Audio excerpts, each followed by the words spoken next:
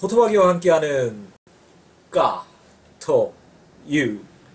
네, 안녕하세요.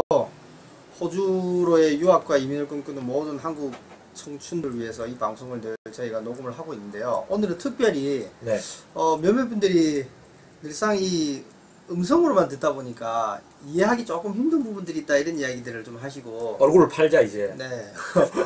톰크루즈님이랑 호토바기님 얼굴 좀 보여주세요 이런 이야기도 좀 있어서 네. 저희가 그래서 가끔 한 번씩은 지금처럼 이렇게 영상을 같이 해서 이렇게 한번 해볼까. 보이는 팟캐스트. 보이는 팟캐스트. 네, 그렇게 그렇죠. 한번 해볼까 합니다. 오늘 주제가 뭐죠? 오늘 주제는 이제 TSS 변경안으로 인해 가지고 제가 지난달에 5월달에 네. 출장을 갔다 왔잖아요. 그쵸, 한 달 동안 정도? 네. 예, 저희 서울센터에 있었는데 네. 있다 보니까 현지의 분위기 같은 것들이나 네. TSS가 변경되니까 또 그에 맞춰서 학교들이 프로그램을 또 변경하는 수순들이 일어나는데 네. 과연 여기에서 어떤 프로그램이 내가 조금 더 효율적으로 네. 또는 이 TSS 변경안에 맞게 학업을 진행할 수 있을 것인가, 네. 영주권까지 진행할 수 있을 것인가, 요거에 대해서 되게 많은 물음들을 가지셨기 때문에 네. 거기에 대해 가지고 조금 더 클리어하게 네. 오늘 정리를 해드릴까 합니다. 그래서 크게 나누면 이제 유학 후 이민을 염두에 두시는 분들이 그죠? 보통 우리 이제 호주 AQF 레벨로 따지면 그걸 하이어 에듀케이션 섹터라고 그러는데 학사 석사 이상으로 나누어지고 네. 또 벳 코스라 그래서 네. 그 트레이드 직종이죠. 현장 기술 직종 이렇게 크게 두 개 나누어지는데 네. 오늘 우리가 조금 포커스를 두고 다룰 것은 바로 이 현장 기술직이죠. 그죠. 이를테면 어떤 전공이죠? 이를테면은 저희가 요리, 네. 뭐 셰프로서 할 수 있는 요리 네. 제과 제빵, 네. 자동차 정비, 네. 미장 용접, 목공, 네. 페인팅 뭐 등등 여러 가지 그렇죠. 관련 직종들이 있죠. 네, 네, 네. 그래서 이런 직종으로 나누는데 이게 이제 TSS 즉 과거에 그게 457 비자였는데 네. 지금 이제 TSS라고 하는 482 비자로 바뀌면서 네. 이게 많이 지금 이제 뜨거운 회자가 감자죠. 되고 있죠. 네. 그래서 한국 학생들 분위기는 어떻던가요? 지금 뭐 여기 호주 현지에 있는 학생들은 그래도 뭐 곳곳에 임원무사도 있고 하니까 네. 좀 전문가의 조언을 좀 받아서 좀 이렇게 방향을 잡고 있는 편인데 한국에서 이제 유학 국민에 도전을 해볼까라고 이렇게 1, 2년 전부터 고민하고 있던 분들이 되게 지금은 좀 관망을 하고 있지 않나요? 상실감들이 있었죠. 네. 이제 이 이슈들이 2017년도 네. 4월 정도에 이렇게 진행될 거다.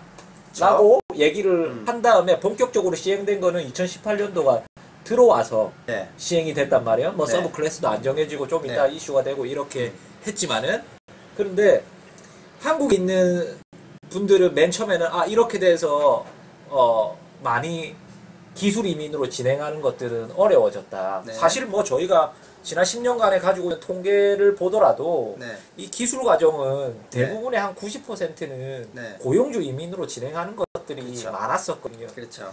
이게 사실 내 육신이 힘들고 가면은 다 기름때를 묻히고 요리 업장에서 일을 하고 네. 하는데 네.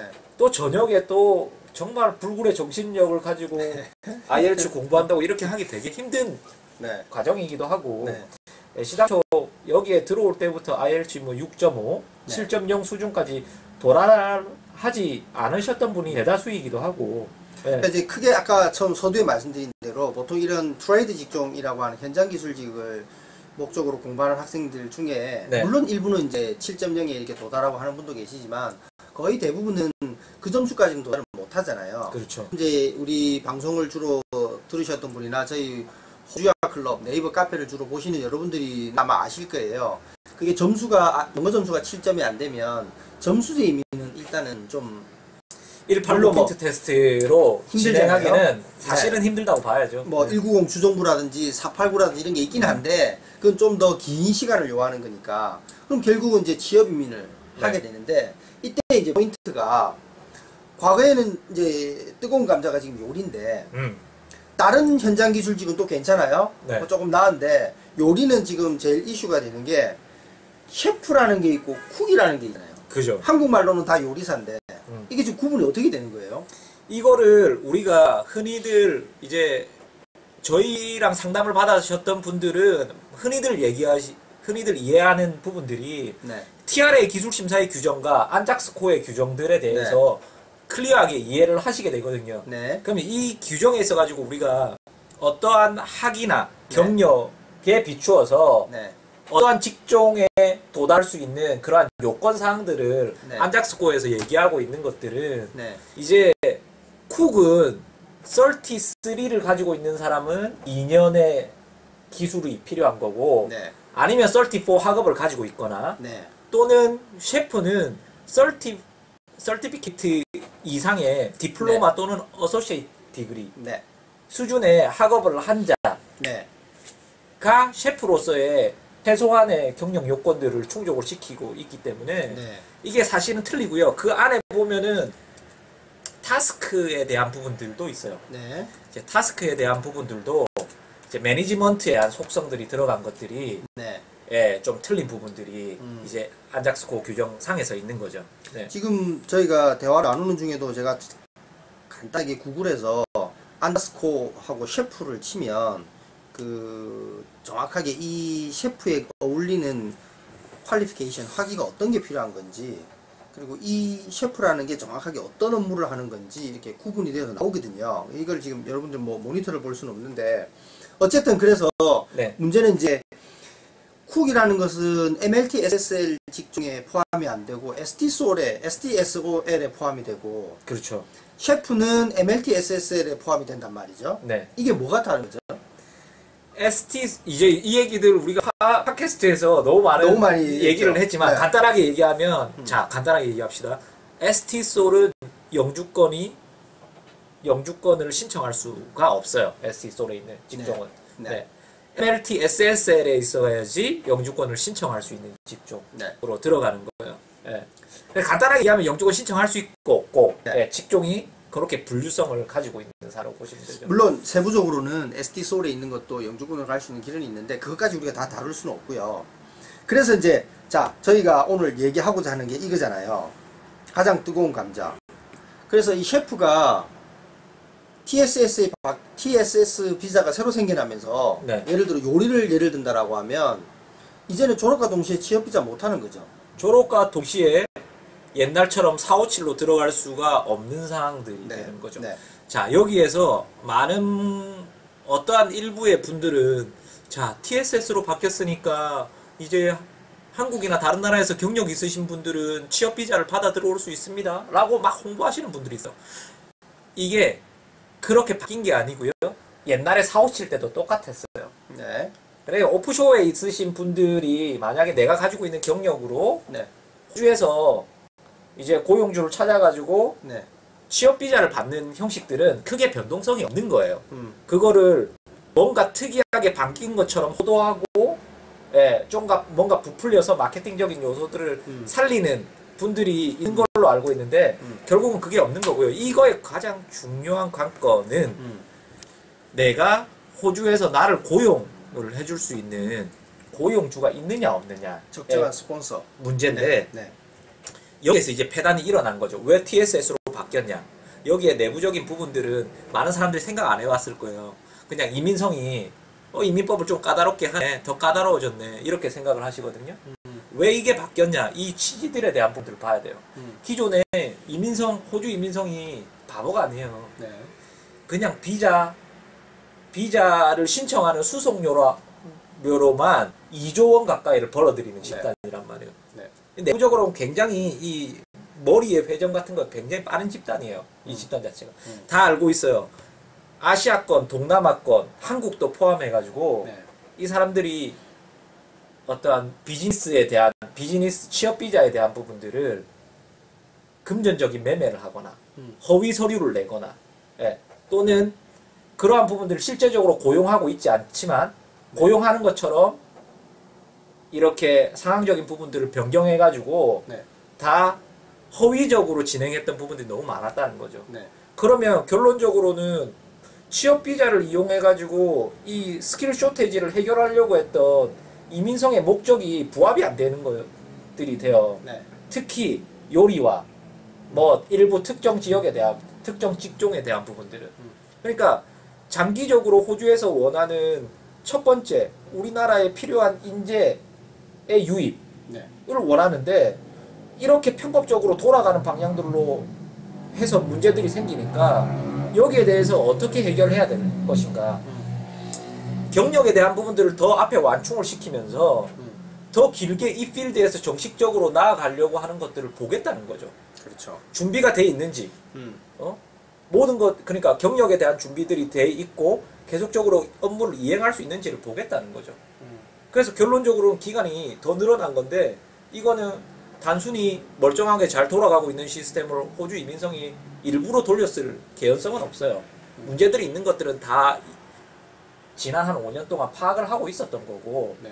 거기에 있어가지고 지금 현재 정치적인 이슈들이라든지 뭐 이런 것들이 맞물려서 돌아가는 것들이기 네. 때문에 이 부분들은 이해를 해야 되는 거죠. 네. 그럼 여기에 반대점에서 어떠한 학생의 입장에서 현재 취업을 구하고 있는 입장에서는 어떠한 긍정적인 부분들이 나올 수 있을 것인가, 어떠한 준비를 해야 될 것인가, 그리고 이 변화가 생기면서 이거에 관련해 가지고 수익을 만들어내는 집단, 즉 학교들은 어떠한 움직임을 보이고 있는 것인가, 이러한 부분들을 전체적으로 이해할 필요성이 있는 거예요. 네. 네. 네. 그래서 오늘 그 얘기를 할 건데요. 자, 일단 첫 번째 저희가 현지의 요리 유학 후 이민 방향과 분위기 같은 것들을 조금 미리 얘기를 하다 보니까 네. 주제를 먼저 던진 다음에 네. 이것들을 얘기를 하려고 했는데 미리 이 얘기들이 이렇게 선행돼서 좀 나왔는데, 네. 이제 어떠한 부분들이 좀 이제 예상이 되는 거예요. 현지에서 이제 어떤 지금 현재 분위기라든지 이런 것들이. 우선적으로 저희 그 카페에 많은 분들이 문의하시는 것도 그 키포인트는 저희가 뭐 주변 상황을 설명을 조금 하긴 했는데요. 결국은 TSS 비자, 취업 비자, 처음 말씀드린 대로 점수제 이민보다는 취업 이민, 이 현장 기술직은 취업 이민으로 가는데, 취업 이민으로 가기 위해서는 TSS 비자를 먼저 받아야 될 텐데, 이 TSS 비자가 현장 기술직은 졸업하고 나서 2년 경력을 요구한다 말이죠. 그렇죠.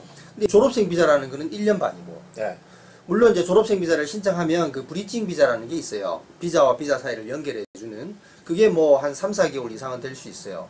그리고 보통 학생들이 연말 학업이 끝나면 비자는 한 3월 15일까지 있잖아요. 네. 그럼 거기도 한 두세 달은 있어요. 그럼 겨우 2년이 맞춰질까 할까 이 정도인데, 그러면 졸업과 동시에 바로 취업해서 잘 근무를 해 나가야 겨우 2년 풀타임 경력을 막 갖춰서 TSS 비자를 신청, 스폰서가 있다라고 쳤을 때 그렇죠. 하는 거 아니에요. 네. 그러니까 여기에서 이제 학생 입장에서는 불안감이 생기는 거죠. 네. 그럼 이걸 어쩌냐? 물론 아직도 지금 말씀드리는 죄도 이 디플로마 이상을 맞춰야만 그때부터 적용이 된다라고 확정된 건 아닙니다. 근데 대체적으로 여러 전문가들이 견해는 그죠? 서티피케이트 4보다는 디플로마지 마쳤을 그 시점. 이제 누구 하나도 그 이슈에 대해서 리스크를 껴안고 이겁니다라고 얘기하고 싶지는 않은 거죠. 그쵸? 그러니까 이제, 최대한 리스크를 고려해서 우리가 최대한 리스크를 고려한다는 건 지금 anyway 학업은 디플로마까지 맞춰야지 그 이후의 경력을 인정해 줍니다. 그렇죠. 이 얘기가 되니까 이 흐름으로 가고 있는 물론 이제 서티피케이트 4 마친 시점부터 된다라고 하면 훨씬 더 용이할 텐데, 네. 이제 디플로마부터 마친 다음부터 적용이 된다라고 보는 게 좀 더 타당해 보이는 것은, 많은 전문가들도 있지만 뭐 저희도 이 일을 하고 있지만 사실은 수천만 불을 들여가지고 학교를 투자해서 학교를 운영하는, 뭐 국립 있지만 사립학교 같은 경우에는요, 그렇죠. 그 사립학교들이 움직이는 걸 보면 캐치를 할 수가 있거든요. 근데 최근에 들어서 가장 큰 변화가 이 요리 과정들을, 네. 전에는 2년이었잖아요. 네. 서티피케이트 3 1년, 서티피케이트 4 6개월, 디플로마 6개월. 그렇죠. 그리고 그 뒤에 6개월짜리 어드밴스 디플로마를 더 붙인단 말이죠. 네. 근데 지금은 오히려 처음부터 네. 아예 2.5년으로 네. 그냥 어드밴스 디플로마까지 하는 경우가 학교들이 많이 지금 커리큘럼을 그렇게 만들어내고 있잖아요. 네.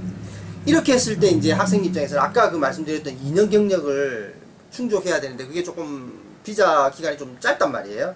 그때 어드밴스 디플로마는 이미 디플로마를 마쳤으므로 어드밴스 디플로마로 학생 신분이지만 파트타임 일을 할 수 있잖아요. 그럼 그 경력은 그대로 카운트 되니까. 네. 그럼 파트타임이니까 뭐 절반만 친다라고 해도 한 3개월 이상의 시간은 또 경력은 채워지니까 2년 조건을 만들 수가 있잖아요. 네. 그래서 이제 이렇게 생기는데, 심지어는 어떤 학교는 이 2년 안에 어드밴스 디플로마까지 다 들어가 있는 데도 있어요. 맞아요. 디플로마까지. 네. 그렇게 되면 학업을 또 연장 안 하고도 지금 이민법이 이렇게 바뀌어서 많은 학생들이 이제 뭐 그럼 호주에서는 더 이상 방법이 없나요? 뭐 이렇게 이야기하는데 그렇지 않거든요.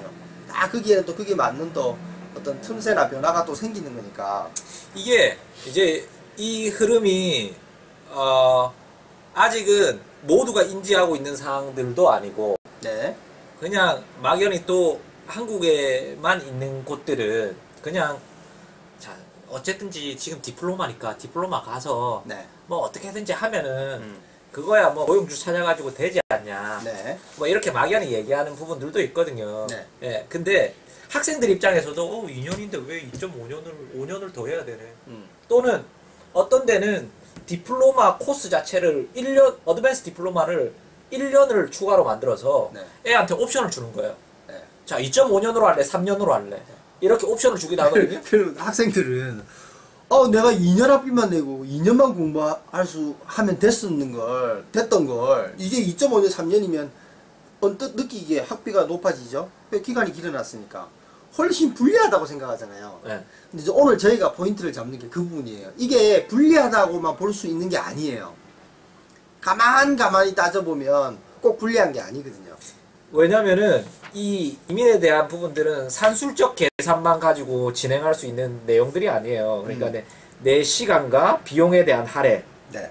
반대로 생각해 보면은 어드밴스 디플로마에서 지금 이 법이 변경되면서 학교들도 머리가 빠르게 돌아가면서 어드밴스 디플로마 IP 과정을 그냥 6개월 통째로 네. 나가서 IP 과정이면은 호토바기는 아시겠지만 학생 비자 규정에 의거해가지고 20시간씩 일할 수 있는 게 아니라 풀타임 2주에 40시간 일할 수 있는 게 아니라 풀타임 일할 수 있거든요. 네. 그럼 풀타임으로 다 경력을 쌓을 수 있는 시간을 네. 주겠다는 거예요. 네. 그러니까 그냥 신분은 학생 비자인데 40시간 이상도 풀타임 일할 수 있는 방법도 있는 거예요. 입법 안에. 그러니까 이제 지금 그 호토바기 엉클로지님이 지적해주신 게 말씀을 다시 설명드리면 어떤 학교는 원래 2년인데 거기다가 6개월을 더 붙여서 이 6개월이 어드밴스 디플로마인데 이 어드밴스 디플로마 6개월 동안은 인더스트리얼 플레이스먼트라고 그러죠. 아예 산업 현장에 나가서 일을 하는 요리 같으면 주방이죠. 주방에 나가서 일을 하는데 풀로 일한다는 거죠. 네. 그래서 저희는 PPL을 하는 방송이 아니기 때문에 자 예를 들어가지고 네. A, E, S, W 뭐 이런 학교들이 요즘에 발빠르게 움직이고 네. 있는 방향들이 있거든요. 네. 그러니까 A 학교 같은 경우에는 기존의 디플로마 코스 2년을 어드밴스를 하나 더 집어넣으면서 네. 2.5년으로 만들되 네. 왜냐면 디플로마 끝내고 나서 뒤에 남아있는 IP 6개월은 네. 순수하게 다 TSS로 끌고 갈 수 있기 때문에 적용할 수 있는. 끌고 네. 갈 수 있기 때문에 네. 그리고 뭐 360시간 졸업생 임시비자 받을 때 360시간 이것도 다 쓸 수 있는 거고 네. 그리고 이 과정 속에서는 서티피케이트 과정 안에도 네. IP가 들어있어요. 네. 그러면 2.5년 안에 총 9개월의 IP 과정이 들어있다. 이미 2.5년 맞췄는데 이미 나는 9개월 인정을 받고 시작하는 거 아니에요? 네, 6개월 인정받고 6개월. 네, 앞선 3개월은 못 받겠죠. 네, 지금 네, 현재 네, 네. 우리가 리스크를 최대한 책정해서 디플로마 유부터라고 적용하면 네, 안작스코 기준으로 바라본다 그러면은 네. 뭐 요렇게 이제 프로그램 개선안을 바꿔 나가는 학교 그렇죠. A 모 학교 있고 E 모 학교 같은 경우에는 애한테 오히려 옵션을 줘요. 네. 그러니까 현재 공부하고 있는 친구들, 네. 새로 공부하는 친구들. 네. 자, 2.5년을 하게 되면은 네. 2.5년을 하게 되면은 네. 6개월 과정은 그냥 IP를 해라. 그럼 네가 원해서 필요하면은 3년까지 해주겠다. 오케이. 그러면 3년을 하게 되면 CO리를 6개월 하고 IP를 6개월 해라. 네. 그러면 뒤에 있는 IP 6개월은 그대로 경력으로 쓰는 거고 풀타임 경력. CO리 하는 것들도 네. 주에 2주에 40시간씩 하면은 네. 요것도 시간 계산해가지고 경력으로 또 갖다 붙일 또 수 갖다 있는 붙이고. 거고. 네. 그러니까 뭐 그럼 그 경우에는 맥시멈으로 한 9개월 가까이 까지. 갖다 붙일 수 네. 있으니까 요렇게 학생 네가 옵션을 선택해서 해봐라. 네. 뭐 이런 학교도 있고요. 네. S모 학교는 예전에 비즈니스 칼리지 쪽으로 운영을 많이 했었는데 네. 이 학교는 이전에 가지고 있던 어드밴스 디플로마가 2년짜리가 있었거든요. 네. 2년짜리가 있었는데 이 2년짜리를 호스피탈리티 공부한 사람은 1년만 해도 어드밴스 디플로마를 주기로 그러니까 학점 면제를 받고 네, 들어가서 1년만 해도 주기로 네. 1년 안에는 3개월 IP를 주겠다. 네. 근데 네. 학비가 비교적 많이 저렴하겠죠. 네. 태생적인 형태들이 있으니. 네. 예. 그래서 그러한 매력들을 가지고서 또 어필하는 학교들이 있고요. 네. 그리고 지금 현재 뭐 호토바기님이 또 뭐 이렇게 뭐 관계자도 지금 여러 번 만났네요. 네, 가지고 계신 W 학교 같은 뭐 경우에는 W 뭐 학교 같은 경우는 아예 그 2년을 마치면 네. 그 어드밴스 디플로마하고 같은 레벨의 어소시에이트 디그리를 줘요. 네. 어소시에이트 디그리를 주는데 이 학교는 마치고 나서 다시 1년을 더하면 이제 바첼러 학위가 네. 나오는 거죠. 네. 그래서 이런 식으로 이제 구성을 만들어 놓으니까 네. 지금 현재 이 새로 바뀐 TSS가 이제 3월 16일부터 적용이 됐잖아요. 네. 적용 이후부터 이런 학교들의 움직임을 본다라고 하면 뭐 제 개인적인 생각에 이런 식으로 네. 한 6개월쯤 지나면 근데 이게 또 당연시 돼서 그렇죠. 아 요리는 뭐 2.5년 정도 하면 되겠구나 이렇게 아마 또 정착이 되지 않을까 이런 생각이 드는데 결국은 경제적인 관점 속에서는 네. 어떠한 대응을 해나가느냐의 관건이에요. 네. 그리고 이민에 대한 관점들 자체도 변경되는 규정이 어떠한 대응을 내가 할 수 있는 사람인가 해나가야 될 것인가에 네. 대한 파악을 하기 때문에 W 학교 같은 경우에는 이런 장점들이 있잖아요. 그러니까 어소시에이트 디그리 마치고 네. 어소시에이트 디그리 마치고 바첼러 과정 1년을 할 때 네. 거기에서 쌓았던 경력이 순수하게 다 경력으로 인정될 그대로 거고 인정되는 거죠. 그리고 정식 유니버시티 학사학위는 받고 그렇죠. 네. 그리고 PSW 네. 그러니까 졸업생 임시비자에 스트림 1, 2가 있다 그러면 스트림 1은 우리가 그냥 일반적으로 하는 네. 졸업생 임시비자였고 네.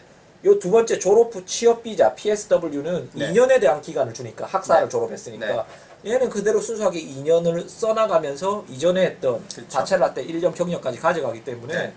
이 TSS 요건들을 충족시키는 데 있어가지고 네. 예, 장점들을 가져갈 수 있는 상황들이 되는 거죠.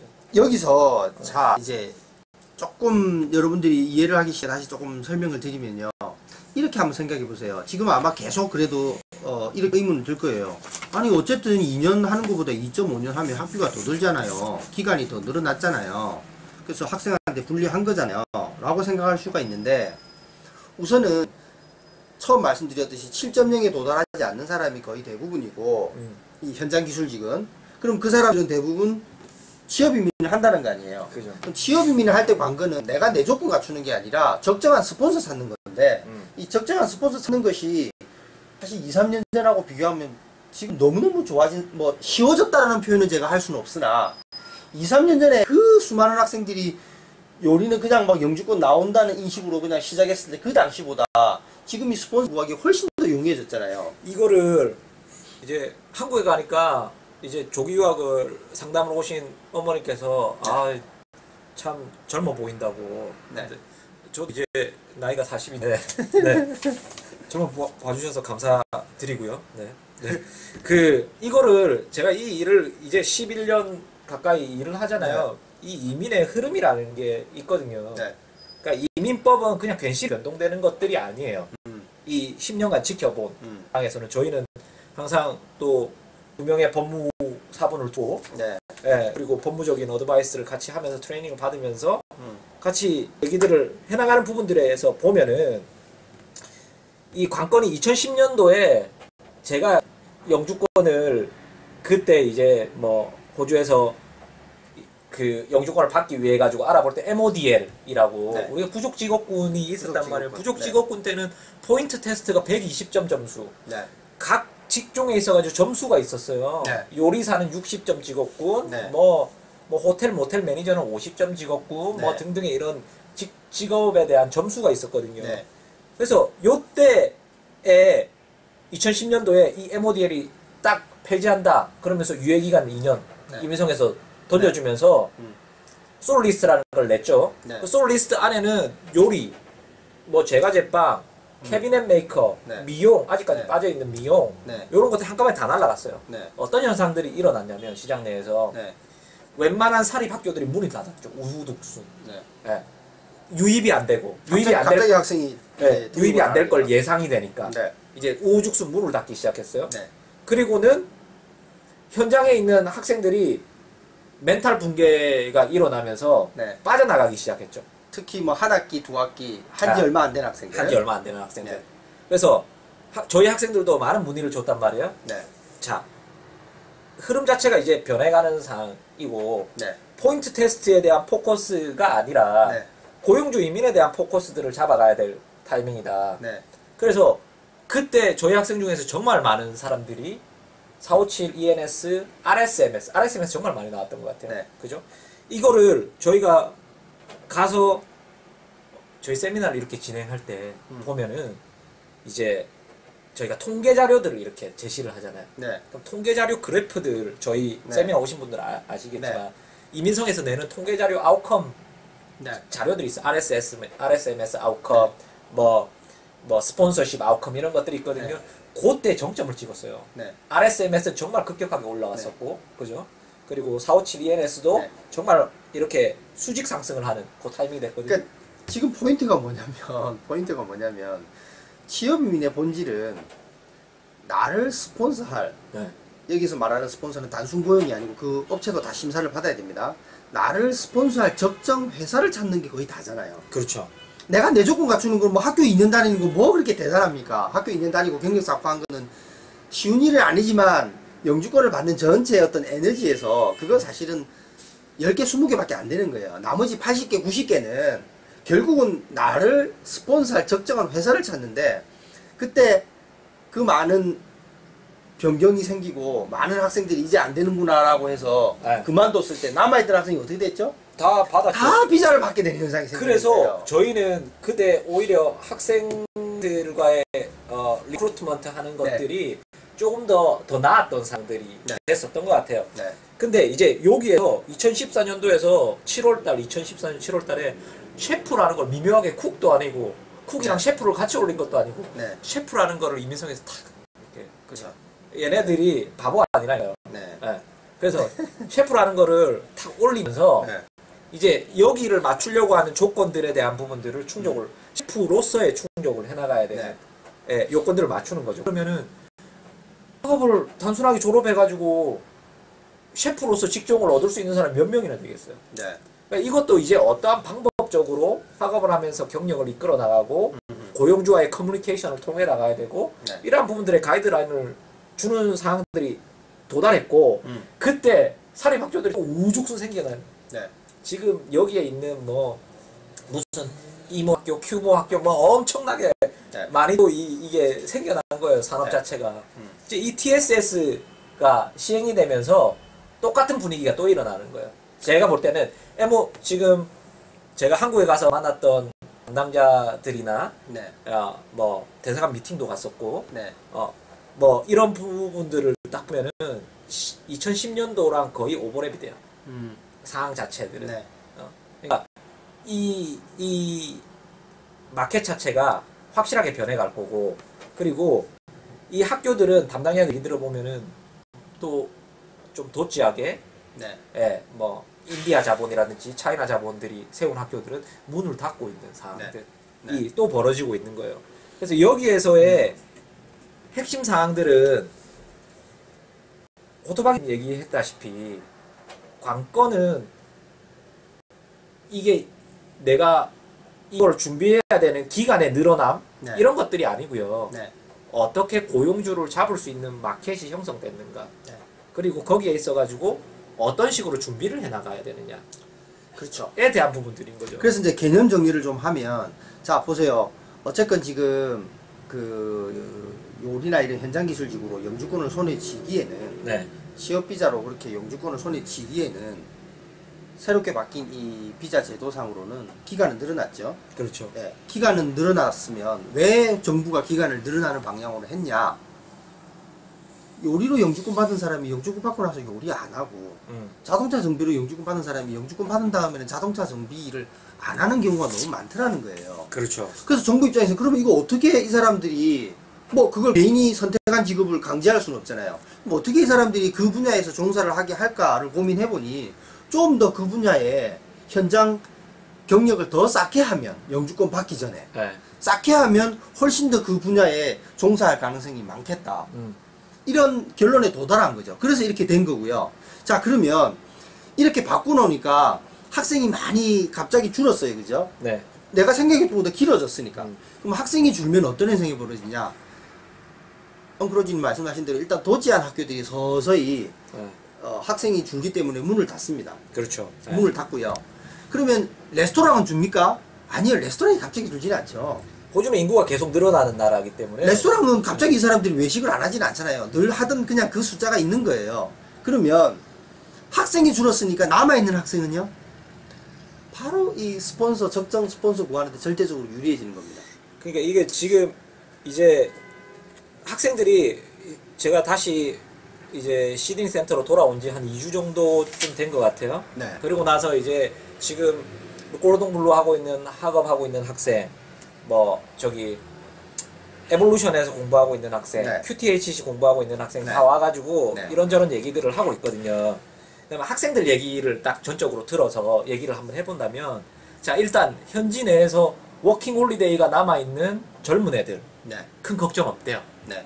예, 큰 걱정 없고. 그걸로 기간을 충당하면 되니까요. 예. 네. 그렇지 않은 학생들은 다각적으로 이거 바라보는 상황들이 되는 거예요. 네. 저희가 그 학생이 인지하고 있는 것들 현지에서는 더 빠른 인지들을 하게 되거든요. 네. 내가 일단 학업하고 있으니까 여러 가지 얘기들의 소스들도 들리고 또 우리가 전달하는 얘기들도 있으니까 네. 다각적인 방법을 어쨌든지 비자가 지금 어렵긴 하지만 네. 디플로마에서 어드밴스 디플로마는 상위 학업으로 나아가는 거란 말이에요. 네. 그러니까 상위 학업을 전치시키면서 경력을 완충시키고 TSS를 끌어가겠다 네. 라고 하는 첫 번째 아이디어. 네. 두 번째 아이디어는 경력이 내가 좋아요. 네. 쌓아온 경력들이 좋고 그러면 주정부 이민까지 바라보면서 내가 졸업생 임시 비자를 받고 졸업생 임시 비자를 받고 일할 곳들을 주정부 이민이 조금 더 유리한 지역들로 네. 이동을 해가지고 경력을 쌓아 나가면서 네. 거기에서 주정부 이민의 방향들, 네. TSS에 대한 방향들 아직 가이드라인은 확실하게 안 나왔으니 같이 바라보면서 진행하겠다는 학생들 네. 이런 타입으로 이렇게 나눠지기 시작하는 거죠. 네. 예. 그러니까 지금 다시 이제 우리가 뭐 주변 얘기를 좀 많이 했는데, 자 다시 그러면 핵심을 한번 찝어보죠. 자 오케이, 2년이 2년 반으로 바뀌었어요. 그런데 2년이 2년 반으로 뭐 바뀌었다라기보다 TSS 취업 비자를 가기 위해서는 2년 반을 지금 등록해야 되는 상황이 대응안으로 나온 거란 말이에요. 근데 이렇게 됐을 때 유학 이민으로 도전하려고 하는 한국에 있는 많은 사람들은 와 이거 나빠졌네. 근데 참 재미나죠. 호주 안에 있는 친구들은 나빠졌다고 생각 안 합니다. 왜 나빠졌다고 생각 안 하냐면은 이게 바라보기에 따라 다른데요. 일단 2년이 2.5년이 되면 여러분들 생각하실 때 학비가 늘어났죠. 요리 학교에 따라 다르겠지만 한 학기에 한 6,000불, 뭐 7,000불 되잖아요. 그렇죠. 그럼 한 6,000불, 7,000불을 내가 돈을 더 내야 되니까 불리해졌죠. 기간이 6개월 늘어났으니까 안 좋아졌죠. 야, 근데 반대로 생각해 보세요. 저희 학생들 대부분이지만 이 현장 기술직으로 유학 이민에 도전하고 있는 학생들 거의 대부분은 여기에서 학비 생활비를 벌어서 하는 경우가 거의 대부분입니다. 처음에 한국에서 올 때 기술 과정은 네. 기술 처음에서 한국에서 올 때 어느 정도 뭐 1년치 학비 혹은 좀 여유가 있으면 2년치 학비 정도 들고 오면 더 이상 한국에서 돈이 오지 않아요. 1년 찾기는 충분해요. 거의 대부분의 학생들은 대학교 애들은 간혹 가다가 눈물 흘리면서 막 이렇게 와요. 네. 제가 한국에서 다른 곳에서 상담받았는데 맥쿼리 대학 1년 학비만 가져가면 벌어가지고 2, 3년 감당할 수 있을 거라고 그랬는데 네. 지금 돈이 없다고. 당연히 돈이 없지. 네. 3만 불씩 되는 학비를 벌어서 어떻게 내요? 벌어서 어떻게 감당해요. 근데 이 요리 과정들은 네. 호토바기님 얘기하신 대로 그죠? 그러니까 감당을 그러니까 이제 한국에서 처음에 올 당시에 뭐 보통 2년 과정이었잖아요. 그러면 1년치 학비나 2년치 학비 정도를 가져오면 여기서 갑자기 생활하다가 뭐 아주 크게 아프거나 혹은 뭐 크게 다치거나 뭐 이런 상황 아니면 대부분 알바를 해나가면서 현장 관련 일을 해나가면서 학업을 하니까 생활비는 말할 것도 없고 학비도 일부분 자기가 충당을 하거든요. 자 그러면 6개월 동안 학생들이 예를 들어 디플로마 요리 디플로마를 마친 학생이 어드밴스까지 해야 돼요.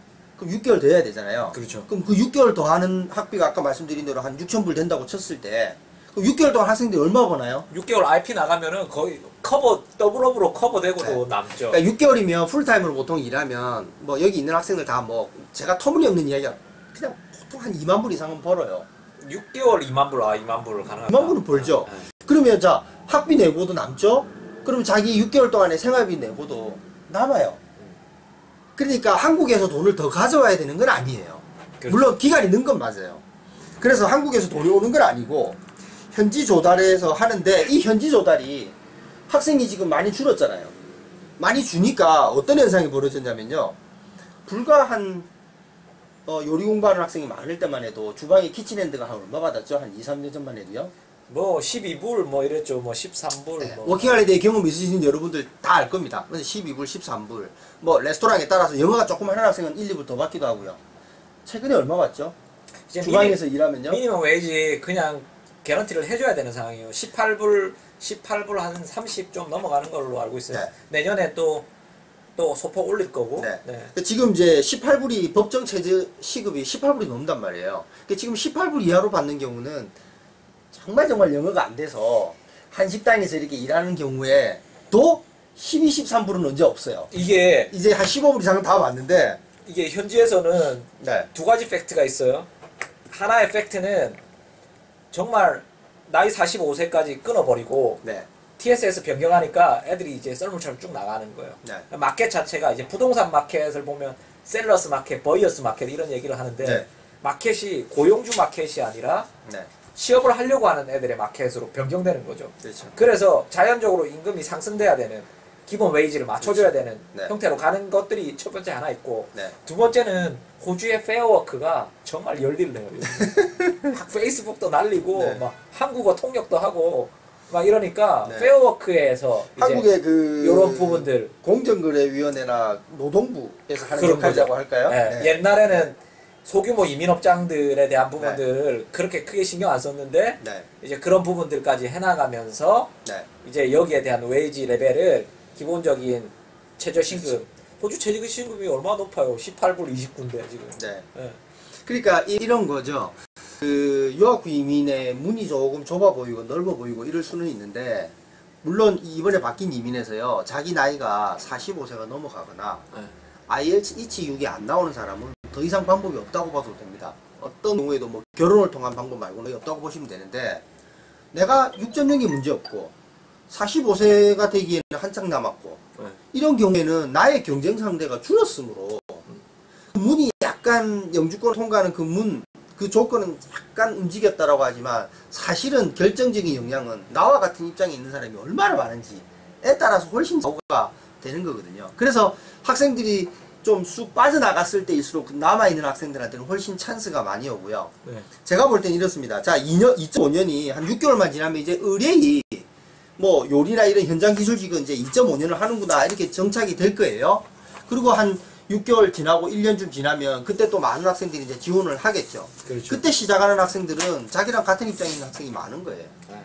그러나 그거보다 조금 한 타임만 먼저 움직인 학생들은 그만큼 자기 경쟁자가 적은 상태에서 시작하니까 스폰서 찾기가 훨씬 앞에 시작한 학생이 앞에 졸업하는 건 당연하거든요.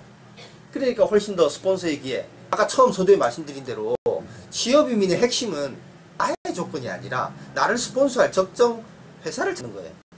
그게 8, 9, 10%를 차지하는데 그게 훨씬 더 용이해졌으니 여러분들이 잘 고민을 한번 해주셔야죠.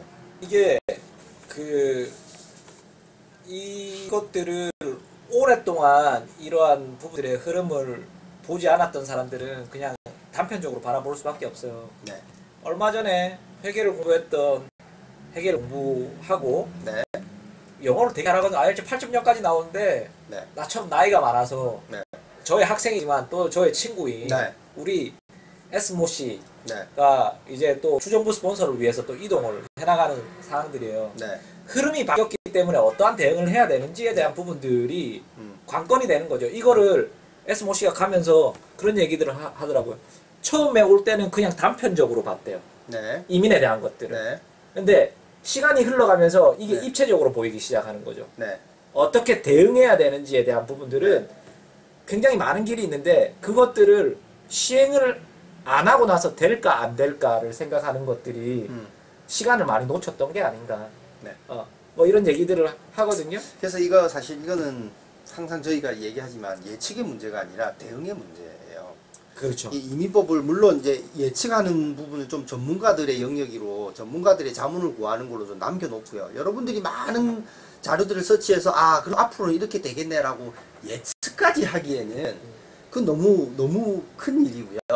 예측은 전문가에게 좀 맡겨놓고 여러분들은 이런 상황이 됐을 때 내가 어떻게 대처할 것인가 이 대처에 대한 방안을 좀 처음 첫 단추를 낄 때 자신컨대 이제 이 방송을 듣는 분들은 네.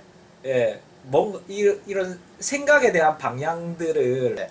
조금 더 넓게 볼 수 있는 부분들이 있을 거라고 저 자신해요. 네. 그리고 이게 앞서도 말했지만은 흐름이라는 게 이민의 흐름이라는 게 네. 그때 MODL, SOL 바뀌고 셰프 들어오고 넘어갔던 그 네. 지금 MLSSL 4, 5년 주기로 해가지고 이 흐름적인 부분들이 네. 변경되는 부분들이 있거든요. 네. 그래서 이것들을 전반적으로 앞서 얘기한 듯이 어떠한 현상들이 일어나기 위한 전조들을 보자면은 같이 이게 이전의 흐름과 완벽하게 똑같진 않지만 네. 비슷한 마켓의 흐름들은 오고 있기 때문에 네. 예, 뭐 그런 부분들은 저희가 얘기해드렸다시피 예, 인지를 좀 하시고 고민을 해보셨으면 어떨까. 그래서 이거를 이제 뭐 전문가 입장에서 뭐 저도 사실 항상 예측이라는 건 조심스러운데요. 여러분들이 이렇게 보는 게 더 맞으실 거예요. 앞으로 어떻게 될 것이다 라고 예측을 하기보다는 여러분들이 유학 후 이민이라는 거는 전공에 따라 다르지만 시작을 하고 내 손에 영주권을 쥐기까지는 뭐 짧게는 뭐 4, 5년, 길게 5, 6년 이상이 걸리는 긴 기간이란 말이에요. 그 사이에는 매년 이민법은 매년 바뀌거든요. 그리고 4, 5년 만에는 또 크게 한 번씩 바뀌잖아요. 그럼 항상 내가 학업하는 중간에 적어도 몇 번의 이민법을 변경은 있단 말이에요. 그럼 그걸 다 일일이 예측해서 나는 이렇게 가야지. 이거는 현실적으로 힘들거든요. 그럼 여러분들이 이제 어떻게 해야 되냐면은 이민법이 어떻게 될 건가? 아까 말씀드린 그 문이 좁아지나 넓어질 건가?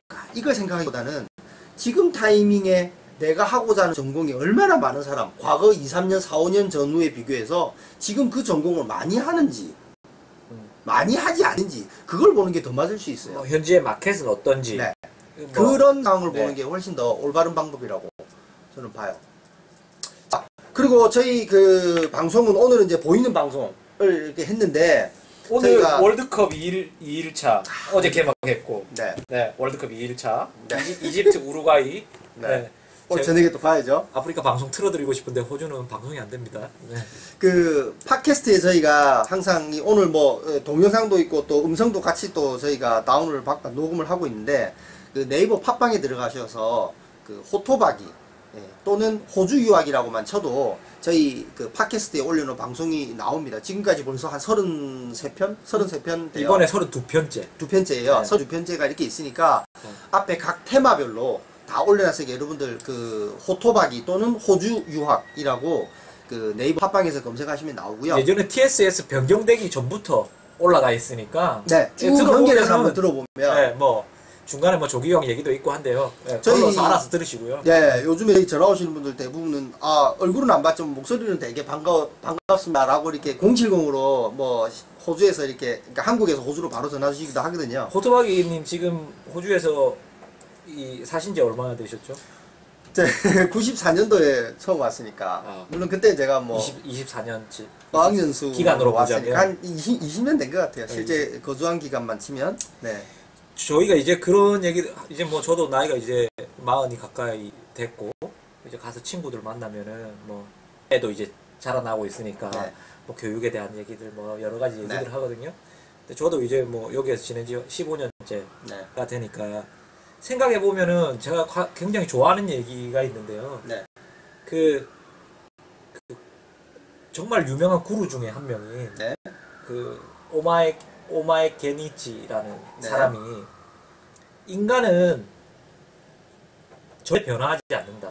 변화될 수 없다. 네. 이 세 가지 조건을 제외하고는 세 가지가 뭔가요? 첫 번째 조건은 네. 환경이 변화되는 거예요. 환경이. 오케이. 두 번째는 시간을 틀리게 쓰는 거죠. 다르게 시간을 쓴다고. 네, 시간 네. 활용이 틀려지는 거죠. 네. 세 번째는 다른 사람을 만나는 거예요. 음. 사람에 의해 가지고 변경이 되는 거죠. 외부적인 이 세 가지는 다 내부적인 것들이 아니에요. 네. 외부적인 영향 요소에 따라 가지고 자기 의지에 따라서. 네. 네.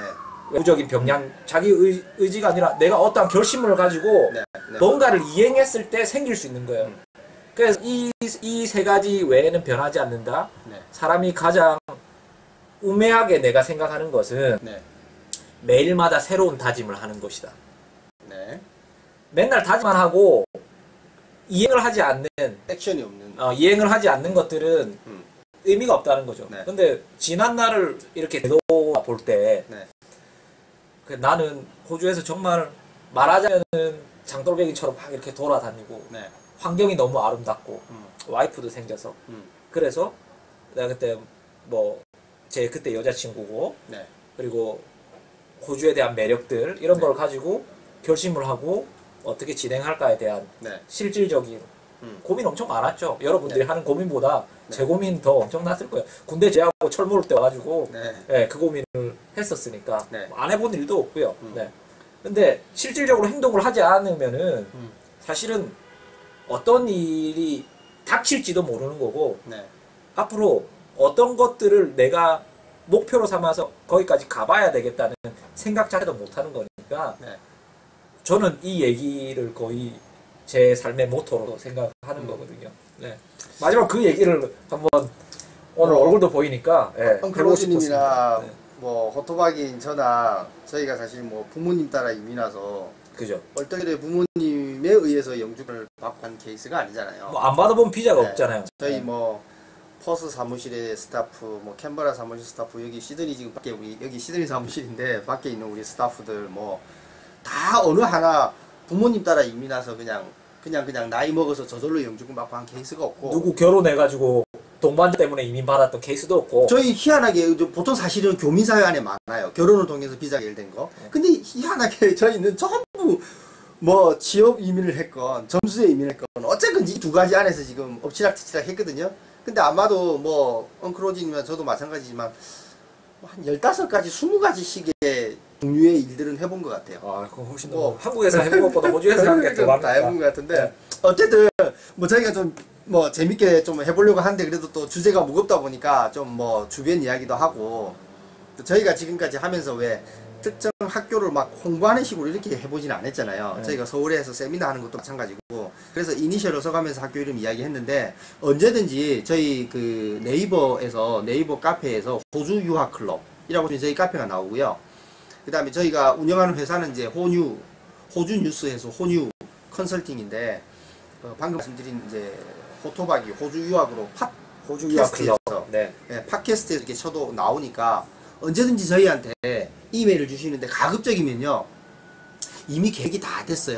그래서 내가 이제 내년에 호주에 갈 거고 나는 전공도 정했고 다 학교도 정했고 다 세부적으로 정했는데 이제 실행할 일만 남았어요.